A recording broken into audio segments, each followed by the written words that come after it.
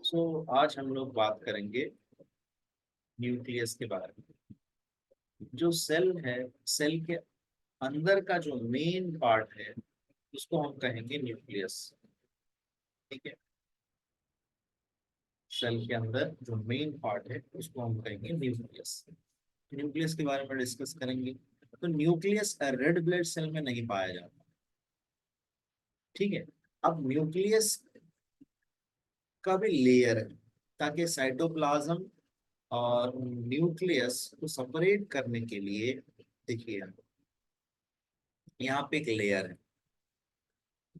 ठीक है, ये लेयर देख लो आप ऊपर, पूरा एक लेयर।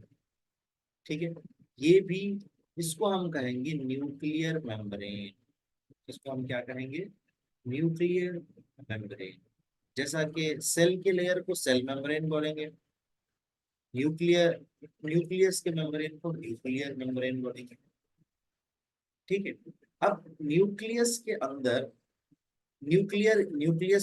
न्यूक्लियोलस होते हैं। न्यूक्लियस के अंदर क्या होते हैं? न्यूक्लियोलस। ये किससे बने हुए हैं? डीएनए एंड आरएनए से बने हुए। डीएनए एंड आरएनए से बने हुए। और इसके अंदर प्रोटीन भी होता है। न्यूक्लियस के अंदर DNA, RNA and protein. The nucleoli form A type of RNA called ribosomal RNA. देखिए, न्यूक्लियस है, न्यूक्लियस के अंदर न्यूक्लियोलस है, न्यूक्लियोलस के अंदर प्रोटीन, आरएनए, डीएनए होता है। ठीक है, अब इसके अंदर जो आरएनए है, आरएनए ये ऑर्गेनल राइबोसोम से मिला हुआ।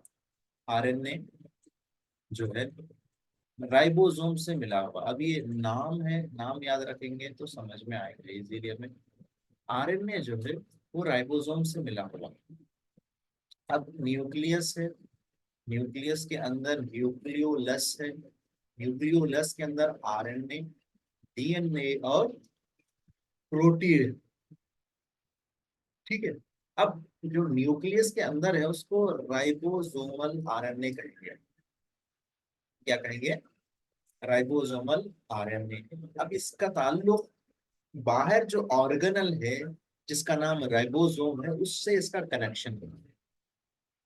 क्यों? क्योंकि प्रोटीन को बनाना, यानी जो भी सेल का फंक्शन है, उस फंक्शन को जब न्यूक्लियोलस न्यूक्लियस के अंदर अंजाम दिया जाएगा, वो बाहर आने के लिए राइबोसोम के जरिए से वो बाहर आएगा। ठीक है, अब हमारे बॉडी में, हमारे सेल के अंदर जो न्यूक्लियस है, यही कंट्रोल करता है सेल को। कैसा? इसके अंदर क्रोमोसोम्स होते हैं। क्या है? डीएनए है, डीएनए के अंदर क्रोमोसोम्स होते हैं। ठीक है, कितने? 46। 46 क्रोमोसोम्स होते हैं हर सेल के अंदर। लेकिन जब एक इंसान, ह्यूमन बीइंग की डेवलपमेंट होती है, जब एक इंसान एक फीटस में, यानी मदर के वूम में या यूटरस में बच्चा जब बड़ा होते रहता है, उससे पहले मदर की तरफ से 26 क्रोमोसोम्स, फादर की तरफ से 23 क्रोमोसोम्स, दोनों की तरफ से जब मिलेंगे तो एक सेल प्रोड्यूस होगा। और जिसका जीन ज्यादा एक्टिव होगा, या तो मेल होगा या फीमेल। तो हम डिस्कस करेंगे यहाँ पे। ये बताना चाह रहा हूँ कि एक सेल के अंदर 46 क्रोमोसोम्स होते हैं, लेकिन जब ह्यूमन की डेवलपमेंट होती है, मैन की तरफ से, ह्यूमन की तरफ से 23 क्रोमोसोम्स आते हैं। यही एक ऐसा मूवमेंट है जहाँ पे हाफ क्रोमोसोम्स है। ठीक है, तो हमने देखा न्यूक्लियस, न्यूक्लियस के अंदर न्यूक्लियोलस है। न्यूक्लियोलस किससे बना हुआ है? डीएनए, आरएनए, प्रोटीन से। जो आरएनए न्यूक्लियस के अंदर है उसको राइबोसोमल आरएनए कहेंगे। और इसका कनेक्शन राइबोसोम से है बाहर साइटोप्लाज्म में। और यहाँ पे और डिटेल में बताया गया कि न्यूक्लियस के अंदर क्रोमोसोम्स होते हैं, और क्रोमोसोम्स किसके अंदर होते हैं? डीएनए के अंदर होते हैं। और ये थ्रेड लाइक स्ट्रक्चर होते हैं, अभी मैं बताऊंगा, जिसको हम क्रोमैटिन कहेंगे। ठीक है, जब भी कोई सेल डिवाइड होगा तो ये क्रोमैटिन जो है ना, ये विजिबल क्रोमोसोम में बदल जाएगा। इसमें बदल जाएगा, विजिबल क्रोमोसोम में बदल जाएगा। ठीक है, ये स्ट्रक्चर पैदा कर दे उसके बाद।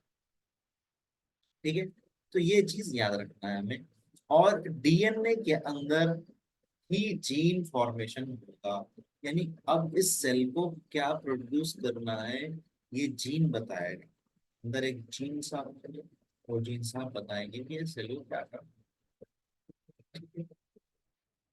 ये याद रखने वाली चीज है। ठीक है, तो इसमें बहुत सारे जीन्स होते हैं, लेकिन ये सेल को क्या काम करना है वही जीन एक्टिवेट होगा। बाकी के पूरे जीन्स क्या होंगे, वो नॉन फंक्शनल होंगे। जैसा कि अब सेल तो स्टमक का भी सेल है, ब्रेन का भी सेल है। ब्रेन के सेल को सोचने की सलाहियत है, स्टमक के सेल को डाइजेशन करने की सलाहियत है। स्टमक ब्रेन के सेल के अंदर वो जीन एक्टिवेट है जो सोचने की सलाहियत को पैदा कर रहा है। स्टमक के अंदर के सेल के अंदर जो जीन है वो एक्टिवेट है जिससे डाइजेशन हो सके। ठीक, तो ये चीज याद रखना। तो अब हम देखेंगे यहाँ पर।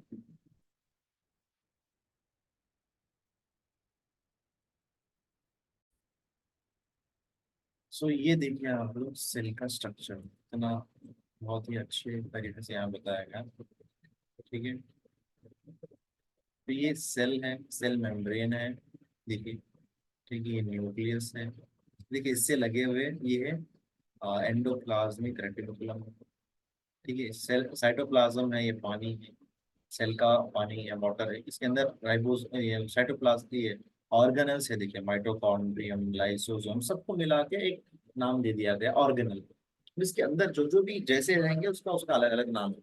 लाइसोसोम है, सेंट्रोसोम है, राइबोसोम है। ठीक है, साइटोप्लाज्म है, गोल्गी अपैरेटस है, ये सब चीजें सेल के अंदर के ऑर्गेनल के नेम। आप ये इमेज देखिए। ठीक है, ये बहुत इंपॉर्टेंट इमेज है सेल के अंदर। ये देखिए सेल वॉल, ये न्यूक्लियस है। न्यूक्लियस के अंदर देखिए आप न्यूक्लियोलस होंगे। न्यूक्लियोलस के अंदर फिर आपको डीएनए, आरएनए, ठीक है, सब मिलेंगे। फिर आपको क्रोमोसोम्स मिलेंगे। जब आप क्रोमोसोम्स को देखेंगे तो ऐसा उनका स्ट्रक्चर है। 46 क्रोमोसोम होंगे, 23 पेयर, 23 पेयर। इसके अंदर और डीप में जाएंगे तो डीएनए होगा। डीएनए के अंदर न्यूक्लियोसोम होंगे। न्यूक्लियोसोम के ऐसे चेन बना होगा जिसके अंदर जीन होगा। जीन के अंदर ये आपको स्ट्रक्चर दिखेंगे।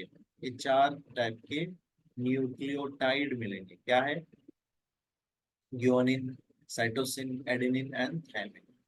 Guanine, cytosine, adenine and thymine. तो ये है न्यूक्लियस का अंदर का पूरा खेल तमाशा। ठीक है, तो ये समझना जरूरी है। अब हमने न्यूक्लियस के बारे में जाना। नेक्स्ट है cytoplasm and cell organelles. Cytoplasm ये क्या है? वाटर है। इसके अंदर मिनरल्स होते हैं, गैसेस होते हैं, ऑर्गेनिक मॉलिक्यूल्स होते हैं और सेल ऑर्गेनल्स होते हैं। मिनरल्स में जो भी हमने पढ़ा सब हो सकता है, सोडियम, पोटेशियम, सब चीजें मिल सकती। गैसेस में oxygen, carbon dioxide. Organic molecules भी हो सकते हैं। सेल ऑर्गेनल्स हम डिसाइड अब पढ़ेंगे कितने ऑर्गेनल्स। ये कहाँ है सेल? और देखिए इस, ये साइटोप्लाज्म, ये जो पानी पानी आपको दिख रहा है वो साइटोप्लाज्म। इसके अंदर ऑर्गेनल्स है। क्या है इसके अंदर?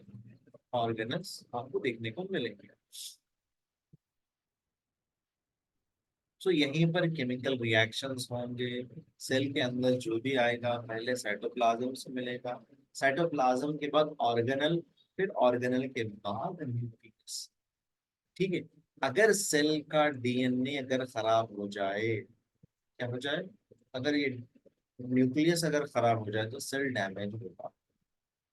ठीक है, न्यूक्लियस अगर डैमेज हो जाए तो ये बहुत बॉडी को अफेक्टेड है। फिर रीजनरेट, फिर से सेल डेवलप होने के लिए बहुत ज्यादा टाइम लगता है। अगर सेल का सेल मेम्ब्रेन अगर डैमेज हो गए तो इसको डीजेनरेशन कहेंगे। तो क्या कहेंगे आप? डीजेनरेशन।